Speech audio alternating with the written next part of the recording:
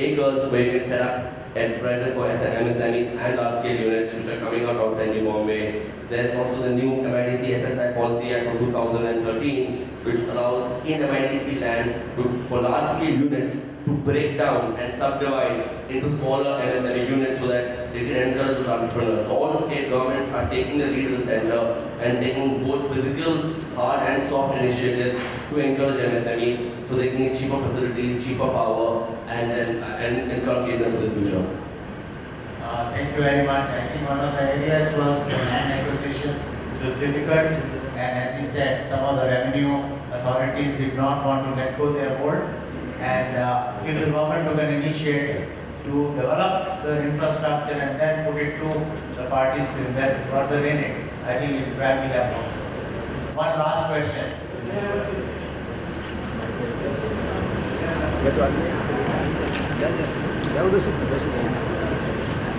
Yes, I think before the mic goes, Rupa can ask a question.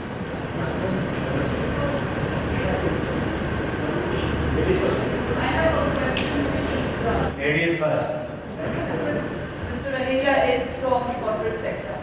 What do you think should be the role of the corporate sector in enhancing infrastructure, which is the support infrastructure for manufacturing, and what would your company be doing towards this end? Thank you. I think anything the corporate sector does, and I hate to admit it, but we are for profit. We are not for profit. So we provided this, there's a return on investment. Obviously, any opportunity to invest in industrial infrastructure is good. But working with state governments, like without like IDCO or MIDC or JIDC, we cannot work out unless we have the support of local and state governments. But with their support, the key hurdle, as Captain said, is land acquisition. If government supports land acquisition, if that process is simplified, the private sector is more than happy to invest in roads, power, network, transport, rail, etc. to make it happen. So if the regulatory process of for CIDCO, MIDC, etc. is made easier for land acquisition, we don't mind paying a premium. That will be the biggest hurdle, and the corporate sector will come en masse, us and others like us, to develop infrastructure. Thank you very much. Right now, our home state of Maharashtra. Yeah. President of the small President Pramod Shah, President Company Secretary and former Chairman of the Institute of Company of India. The question is, sir, do you think that NRI funds, if properly brought and mobilized, can help to develop infrastructure or not? And number two, sir, there is no audit of infrastructure projects because the projects are going on, but people don't know what is the final outcome and which stage it is stuck up or something for amount of funds or something like this. Your comments on this. Thank you. No, first question he said was audit was not there, and secondly, NRI funds, will they come into infrastructure?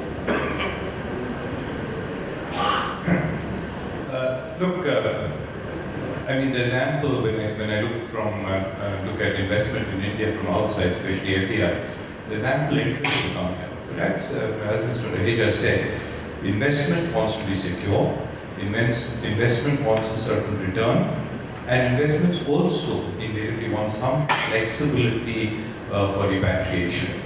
Now, this is all part of that soft infrastructure that I was mentioning. I think we're in the positive direction. In fact, if you look at the flows inwards, it is there, but we need to do much more.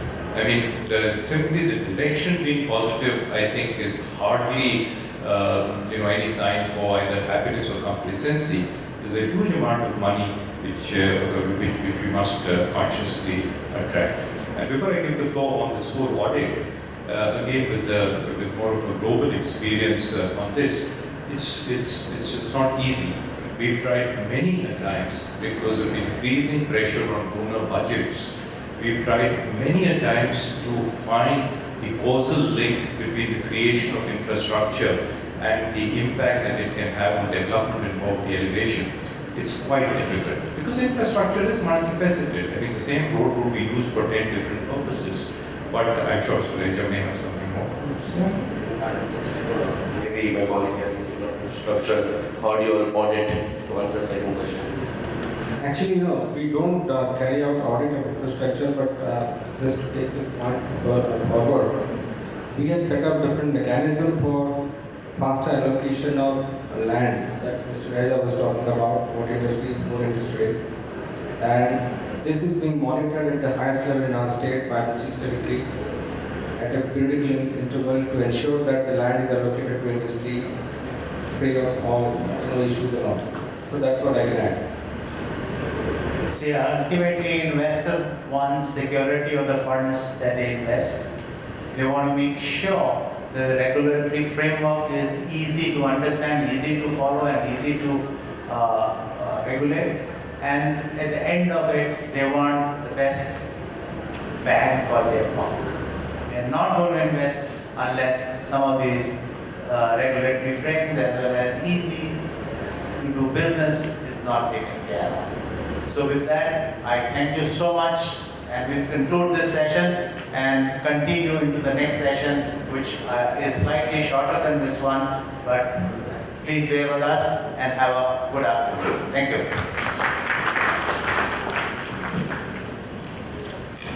Thank you, Captain Batra, as well as all the speakers.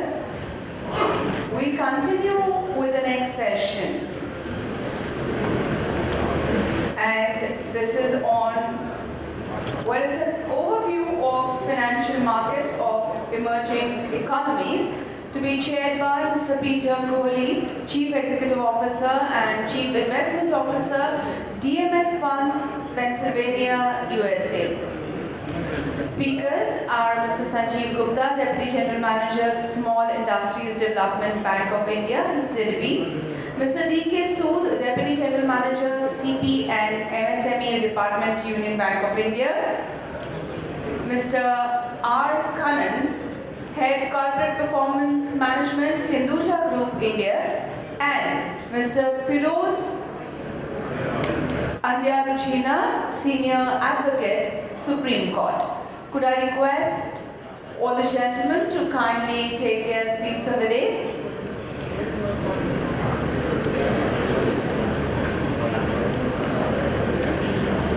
The session will discuss strategies and policy directives pursued by financial institutions to restore the momentum in financial markets. And the points to be discussed are financial sector reforms in emerging markets, strategies and policies in challenging times, and new financial instruments and their efficacy. Looking at the time, it's almost 1:30. 1:30 was the time we were to break for lunch. So we're really running very, very late. Request all the speakers to kindly adhere to the time allocated to them, and probably we may not be able to take a question answer segment. Questions, queries could be discussed during the networking lunch, which will follow this session. To begin with, let me request Mr. Peter Kohli, as the chairperson of the session, to present a memento and flowers to the speakers, beginning with Mr. Sanjeev Gupta, Deputy General Manager, Small Industries Development Bank of India. Yes, please, sir.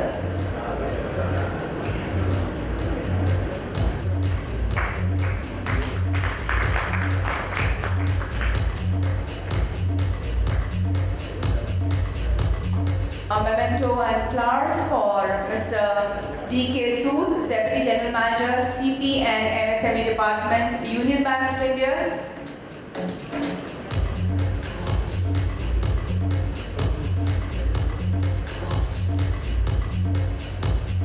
Mr. R. Kannan, Head Corporate Performance Management, Hinduja Group, India.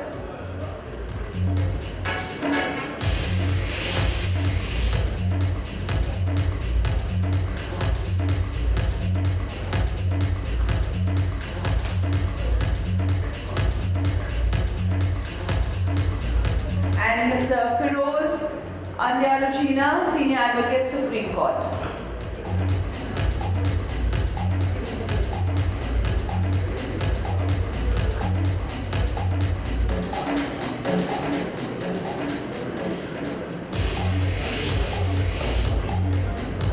Could I now request Captain Somesh Batra, Vice Chairman of WTC Mumbai, who was a chairperson in the earlier session, to present a memento and a bouquet of flowers to Mr. Peter Kohli, Chief Executive Officer and Chief Investment Officer, DMS Funds, Pennsylvania, USA, the chairperson of this session.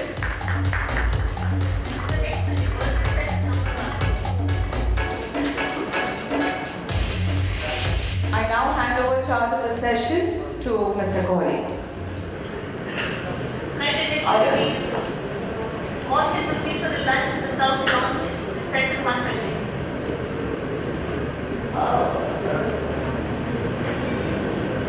Well, good afternoon, everybody. I do understand that I stand between you and lunch.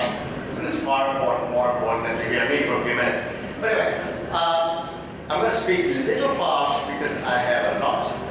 And you can ask me questions at lunch about it. I am Chief Investment Officer of a mutual fund company in the US, and it's the only type of mutual fund company in the United States where our entire portfolio is in the developing world.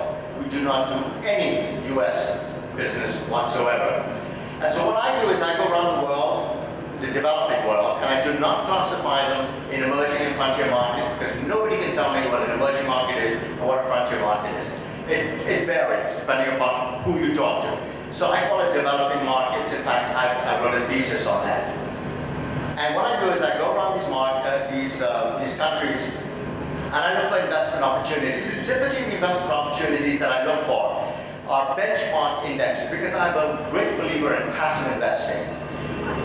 It also happens, and you probably won't believe this, but I'm Indian from this country. And it's always nice to come back here because I always get the best food.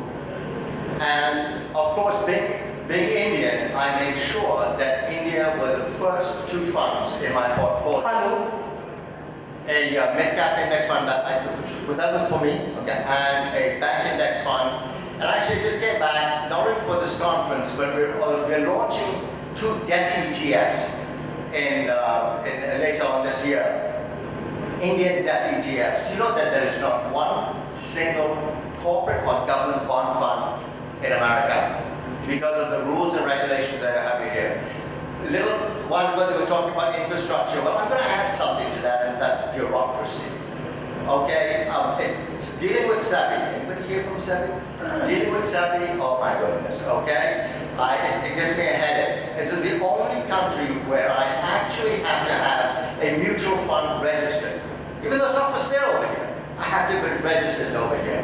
It's unbelievable. And we're going through this process right now because everyone has to change, I believe, from FII to FBI or something like this. It's just to keep bureaucrats in business. It's unbelievable. But I'm going to end there. And if you want to talk to me over lunch, I'd love to talk to you. But I'm going to hand it over to the beautiful young gentleman over there who's going to speak for 2 minutes. I'm going to time you. Thank you. Friends, I'll be very brief, but I'll put certain thoughts before you. First of all, in this economic scenario, it is the emerging markets and the developing countries which are really coming in the right stride and even trying to overtake the developed economies which are existing. But an essential feature of all emerging markets for its development of finance and capital markets should be first, very easy fund flow so that the foreign financial institutions and even the governments make investments. There should be no trade barriers. There should be very relaxed tax regime. Easy to do business is one of the important things for flow of foreign investments. Second is a development of a healthy equity participation.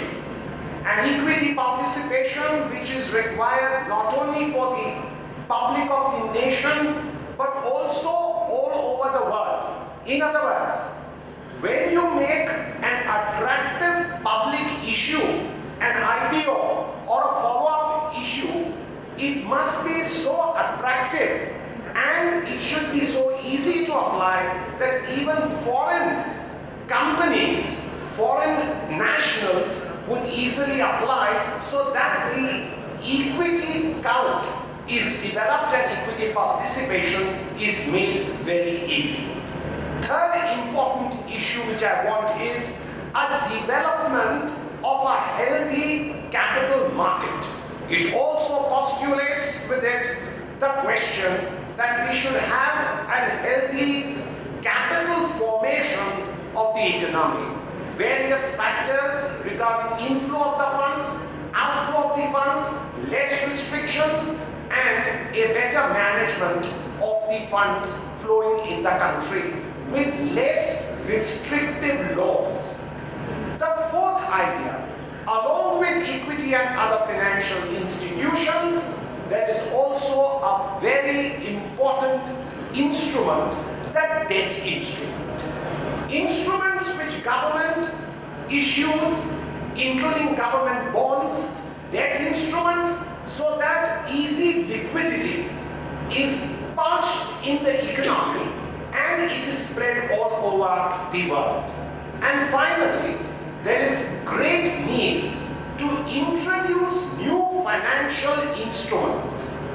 I have thought over two new financial instruments, namely, number one, a financial instrument which is directly linked with the growth of property. In other words, a property negotiated and a property connected instrument which can help not only the development of the property but encouragement of people to have future investment in property through instruments. Second, the question and fascination of gold, the rising prices of gold are enormous. Therefore, to counter it, an instrument following the methodology of the inflation index with gold. So if there is a gold bonds, gold instruments,